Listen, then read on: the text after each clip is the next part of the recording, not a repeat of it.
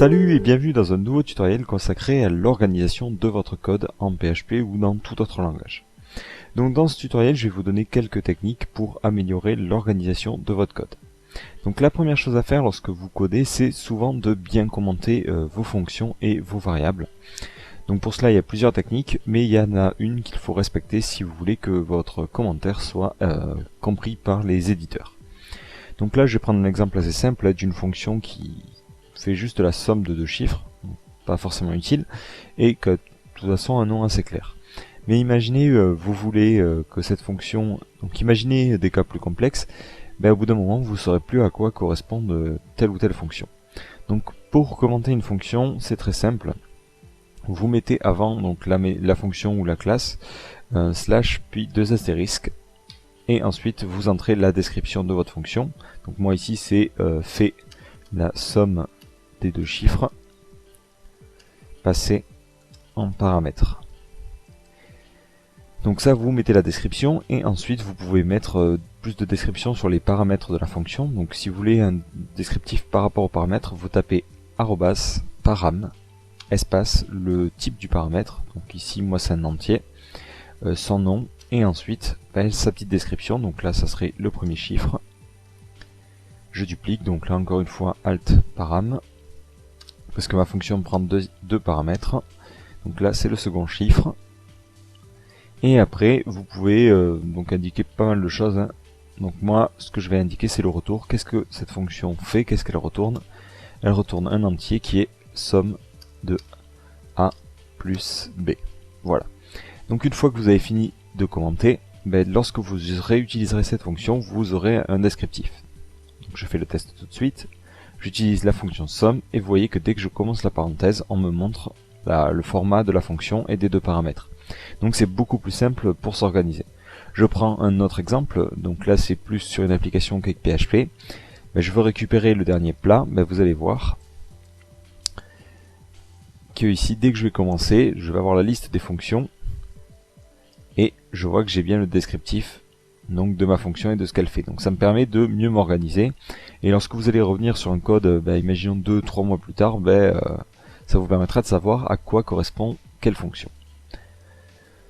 Donc une autre bonne technique pour organiser votre code, c'est l'indentation. Donc ça c'est quelque chose d'important et faut respecter une certaine organisation.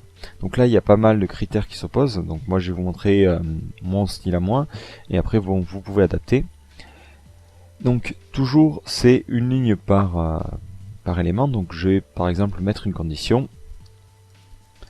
Et ensuite tout de suite je mets l'accolade et la prochaine fois que je tape une instruction, je mets une tabulation. Et je mets la suite de mon code. Donc. Et au fur et à mesure que vous mettez des conditions ou des trucs comme ça, vous allez à chaque fois rajouter une indentation, c'est-à-dire aller un peu plus loin avec des tabs, ce qui vous permettra après de relire votre code un peu mieux. Donc là il y a plusieurs styles, hein, c'est chacun un peu suivant ses goûts. Donc il y en a par exemple qui préfèrent mettre l'accolade ici, commencer leur code là, puis à la fin finir comme ça. Donc là c'est un peu comme vous voyez. Donc ça c'est très important. Donc ça c'est quelque chose que de toute façon vous allez faire assez rapidement si vous ne le faites pas déjà, mais ça devient un peu plus complexe sur d'autres types de code. Je prends par exemple le CSS où là il n'y a pas vraiment de hiérarchie, de conditions, de choses comme ça. Et là ce qu'il est possible de faire c'est d'organiser en fait par précision. Donc j'imagine par exemple ici on a la classe post qui fait quelque chose et ensuite on a des sous-catégories, donc par exemple le titre à l'intérieur d'un post et donc là on peut mettre une tabulation. Donc c'est pareil, au niveau du CSS, il y a deux techniques qui s'opposent. Donc la première consistant à tout mettre sur une ligne, et la seconde consistant à mettre à chaque fois qu'on a un argument, comme ceci, un attribut, on ajoute une nouvelle ligne. Donc là après c'est à vous d'organiser. Moi je préfère largement la méthode sur une seule ligne, vu que lorsque vous avez pas mal de règles CSS qui se cumulent, vous risquez d'avoir un CSS à plusieurs milliers de lignes si vous commencez à mettre chaque attribut sur une ligne. Et là on s'y retrouve plus, vous voyez tout de suite que je vois que toutes ces règles là sont associées au poste. Donc cette organisation nous mène aussi à une autre règle qui consiste à grouper les éléments qui sont de même nature. Donc là c'est assez simple au niveau du CSS, je groupe par exemple tout ce qui a trait à l'article, tout ce qui a trait au footer, tout ce qui a trait au lien, au widget et ainsi de suite. Lorsque vous êtes dans un code PHP, ce qu'il faut essayer d'éviter de faire au maximum, c'est de de séparer un peu tout. Donc j'imagine vous faites une requête, et puis bon, vous récupérez le résultat, peu importe, et ensuite vous allez y mettre de l'HTML, et un peu plus loin, vous allez refaire la même chose. Donc là, ce qu'il est plus intéressant de faire, vous allez vous retrouver avec beaucoup de code PHP qui va être mélangé à vos fonctions et tout ça, c'est de grouper tout ce qui est de même nature. Donc par exemple, en début de page, vous feriez toutes vos fonctions, tous vos appels, l'ensemble des déclarations de variables groupées. Donc j'imagine, par exemple, ici, inclusion. Donc vous incluez les fichiers dont vous avez besoin. Voilà. Ensuite, vous auriez par exemple les requêtes. Et là, vous mettriez toutes vos requêtes. Et ainsi de suite. Et comme ça, vous aurez un code qui sera beaucoup mieux organisé, plutôt que d'avoir tout brassé en plein milieu de votre page HTML. Et vous n'oubliez pas à chaque fois de bien commenter. Donc à propos des commentaires, il faut éviter certaines choses particulières et éviter de surcommenter. Donc c'est vrai que c'est bien de commenter votre code, mais n'allez pas commenter des choses assez bêtes. Donc par exemple, je prends cet exemple-là. N'allez pas mettre un commentaire de ce style-là en mettant on fait la somme de 1 plus 2. Parce que là, ce que vous êtes en train de dire, c'est réécrire la ligne que vous avez écrite juste en dessous. Donc, c'est pas la peine de mettre des commentaires qui semblent évidents. Mais mettez pourquoi on fait ça plutôt. Donc ici, par exemple, on stocke le nombre de mètres carrés de tapisserie. Ou on aurait par exemple ici... Bon voilà, donc là, vous voyez ce commentaire donne déjà plus d'indices, vous permettra de savoir pourquoi vous avez fait cette opération-là, plutôt que complètement réécrire en français ce que vous avez écrit en dessous. Donc ça, pensez-y, n'allez pas mettre des commentaires de choses qui semblent évidentes à première lecture du code, mais essayez plutôt d'expliquer pourquoi vous avez mis cette ligne-là. Ensuite, une autre règle importante, c'est au niveau des noms des fonctions et noms des méthodes, noms des classes. Donc il y a une règle qui est... commune à tous les systèmes d'algorithmie, c'est lorsque vous déclarez une fonction, une méthode, c'est toujours de mettre le premier nom en minuscule, et ensuite à chaque nouveau mot, entre guillemets, vous mettez une majuscule au début. Voilà. Donc comme ça, c'est beaucoup plus simple pour s'organiser, et ça vous permettra de retrouver vos noms de fonctions plus simplement.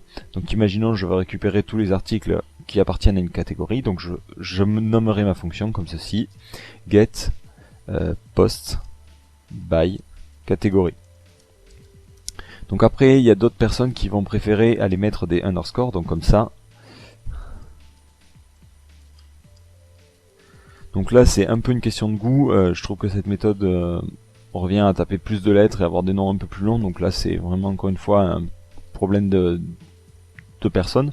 Donc une autre technique qui peut être pas mal, c'est de réserver ce type de nom pour les méthodes dans les classes et ce type de nom pour les fonctions qui sont balancées à la racine. Donc ça vous permettra comme ça d'éviter de mélanger des fonctions de méthodes et des fonctions qui sont définies à la racine. Ensuite, une autre règle au niveau, donc là ça s'applique plutôt au langage algorithmique comme le PHP et le JavaScript, évitez d'aller mettre des conditions qui sont multiples et qui vont à de trop gros niveaux. Donc j'imagine par exemple un truc comme ceci. Si vous êtes là, au bout d'un moment, lorsque vous aurez tout votre code PHP, vous saurez plus à quel endroit correspond quelle accolade, donc ça risque d'être un peu compliqué, même avec une très bonne indentation. Donc là, ce qu'il faut essayer de faire, c'est essayer de reformuler son code d'une autre manière, pour arriver à ne pas avoir des sous-conditions comme ça, multiples. Et là, essayez de grouper, de tourner votre code d'une autre manière afin d'éviter d'avoir une profondeur supérieure à 3 ou 4 conditions. Ça devient assez rapidement compliqué. Donc maintenant, un autre problème, c'est le PHP. Donc lorsque vous codez en PHP, le principal problème que vous avez, c'est que souvent votre code HTML et votre code PHP se mélangent. Et il est assez difficile de s'organiser à ce niveau-là. Donc comme je l'ai dit tout à l'heure, vous regroupez déjà tout ce qui est fonction, tout ce qui est récupération dans la base de données en haut de votre page. Donc si vous n'utilisez pas un modèle MVC. Et ensuite dans votre contenu, vous n'avez plus qu'à afficher des variables. Mais vous avez parfois besoin de faire des for each, des fonctions, des choses comme ça. Donc là, comment ça fonctionne? Donc c'est un peu... Donc il y en a certains qui vont préférer utiliser des moteurs de template, d'autres qui vont préférer aller mettre leur code PHP en plein milieu. Mais il faut essayer d'avoir une certaine rigueur et de s'organiser à ce niveau-là. Donc ici, je vais prendre un exemple. Donc un de mes codes, c'est une vue dans CakePHP. Donc comment j'organise ça? Vous voyez ici que mes conditions et mes boucles, je ne les fais pas comme lors de mes fonctions, c'est-à-dire je ne mets pas d'accolade, mais vous pouvez écrire directement avec les mots, les fins et les débuts en fait de conditions. Donc imaginons ici, je veux faire une condition, mais je vais faire ici if, hop, if ma condition. Et en fait, normalement, vous, ce que vous connaissez sûrement, c'est comme ça, une accolade, et vous fermez plus loin. Le problème, c'est qu'au bout d'un moment, en fin de page, vous savez plus à quoi correspond l'accolade. Donc une autre technique d'écriture consiste à mettre un 2 points à la fin, et plus loin, lorsque vous voulez fermer la condition, vous pouvez mettre un indif. Ou, imaginons je veux mettre un else, ça fonctionne pareil, et plus tard, je pourrais mettre un indif. Donc cette technique vous permettra d'avoir du PHP qui est mieux organisé au niveau de votre code HTML. Donc ici, bon c'est un peu le bordel quand même, mais vous voyez que je limite l'utilisation de PHP vraiment à l'affichage d'une variable. Je ne vais pas aller mettre, comme certains le feraient par exemple, ici, echo,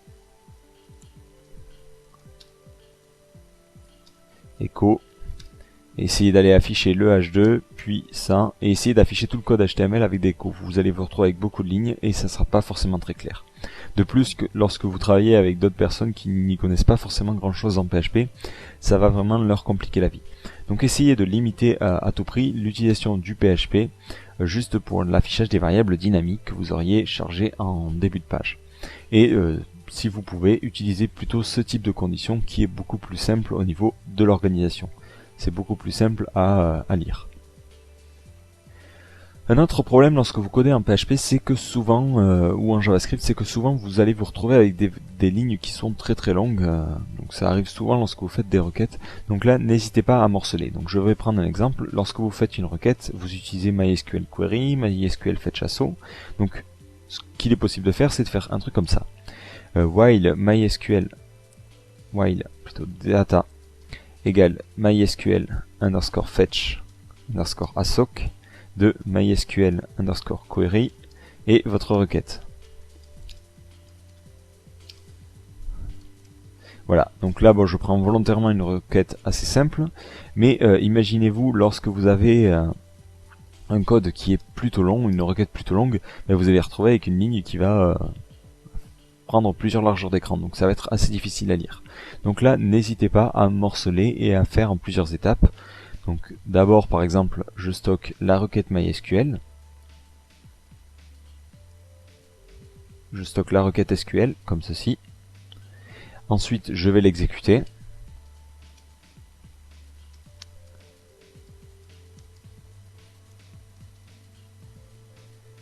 Et enfin, après, je peux utiliser directement le MySQL Fetch Assoc dans de rec. Donc comme ça, vous voyez que bon, certes j'ai plus de lignes, mais le code est beaucoup plus lisible. C'est-à-dire que je morcelle chaque action dans une ligne différente. Ça fait que c'est plus simple à lire et à comprendre. Donc ensuite aussi au niveau du nommage des variables, essayez de garder toujours le même type de nom pour les variables temporaires.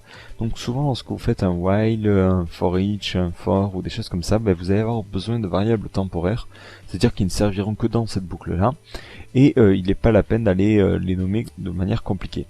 Donc là, essayez de garder toujours le même type de nom. Donc je prends par exemple pour un for, on met souvent, et ça peu importe le langage, i comme nom de variable pour désigner le compteur. Donc un truc comme ça, i inférieur à 50 et i++. Et si vous avez encore une boucle for à l'intérieur, ce que l'on va faire, c'est on va l'appeler j. Et après h ou d'autres lettres, et ainsi de suite. Une autre boucle que vous allez souvent rencontrer, c'est le for each. Donc le for each, souvent vous allez avoir un tableau, donc là moi je vais l'appeler tab, et en face vous allez avoir deux variables qui sont l'index et la valeur, key and value. Donc souvent ce qu'il advient de mettre c'est k pour avoir la clé et v pour avoir la valeur. Et ensuite votre boucle traditionnelle.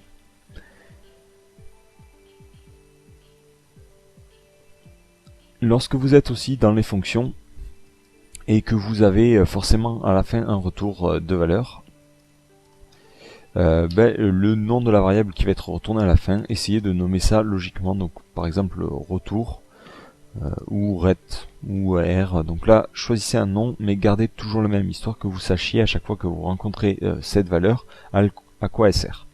Et pareil, dans le code que je vous ai montré tout à l'heure avec les requêtes SQL, j'utilise toujours le SQL pour stocker la requête, rec pour stocker la request une fois qu'elle est faite avec MySQL query, et ensuite d égale MySQL underscore fetch asso pour récupérer les données. Donc comme ça me permet aussi de ne jamais perdre aussi, de ne jamais entrer en conflit avec mes variables temporaires. C'est-à-dire que je ne vais pas mettre de valeur dans ce type de variable parce que je sais que je pourrais m'en servir comme valeur temporaire. Donc après, bon, il y a pas mal de noms que vous pouvez donner à ces variables-là. Donc à vous de choisir. Une autre chose, donc là vous le faites sûrement déjà, c'est au niveau des requêtes SQL, toujours mettre en majuscule les opérateurs et en minuscule le reste. Donc alors ça vous le faites sûrement déjà, donc bon je le précise au cas où, mais par exemple sur un select, par exemple là je vais sélectionner le title et le content, from, post, where. Vous voyez, à chaque fois que j'ai une indication, je mets en majuscule. Et donc comme ça vous voyez que la requête est beaucoup plus simple à comprendre et à lire. Donc enfin les deux dernières choses qui restent que je voulais vous montrer, c'est l'organisation des fichiers. Donc là elle va dépendre, si vous utilisez un framework, forcément votre code va déjà être organisé et ça c'est plutôt bon, c'est l'avantage en fait des frameworks. Donc vous allez vous retrouver toujours avec la même syntaxe, peu importe le framework utilisé. Donc je vais prendre par exemple ce code là, vous avez dans votre dossier application les contrôleurs dans un dossier, les modèles dans un autre et les vues organisées par type. Donc c'est plutôt simple d'organisation, mais lorsque vous faites un site en procédural, c'est possible, vous allez vous retrouver avec des difficultés à organiser votre code. Donc là, essayez d'organiser suivant une certaine logique qui est peut-être que la vôtre, mais qui respecte des critères précis pour mieux vous y retrouver par la suite, et si jamais une autre personne a besoin d'y travailler, il faut qu'elle comprenne votre organisation assez rapidement. Donc là par exemple j'ai les classes qui sont stockées dans un dossier classe, le contenu dans un dossier content et ainsi de suite. Donc après préférez toujours si vous pouvez l'utilisation d'un framework qui vous permettra d'avoir cette organisation. Donc après ça m'amène au dernier point qui est la séparation du code et des données. Donc ça c'est une chose qui va être très difficile à faire au niveau PHP procédural, et c'est là que l'objet est plutôt sympa, c'est que vous allez essayer de séparer tout ce qui est fonction, code, récupération de données, requête SQL dans un fichier et tout ce qui est affichage dans un autre, ce qui vous permettra d'avoir deux niveaux, donc un niveau plus pour les développeurs qui vont pouvoir agir sur les données qui sont passées au niveau des vues, et un niveau qui est plus pour par exemple les intégrateurs ou les intégrateurs qui vont comme ça pouvoir toucher le code HTML sans avoir à trier entre tout le code PHP compliqué qu'il y a dedans. Donc voilà, je pense que j'ai fait le tour sur tout ce qu'il faut faire lorsque vous créez un code PHP pour qu'il soit bien organisé et compréhensible. Donc surtout si vous avez des questions ou des suggestions sur un type d'organisation que vous utilisez et qui est plutôt intéressant, n'hésitez pas à poster un commentaire en bas du tutoriel.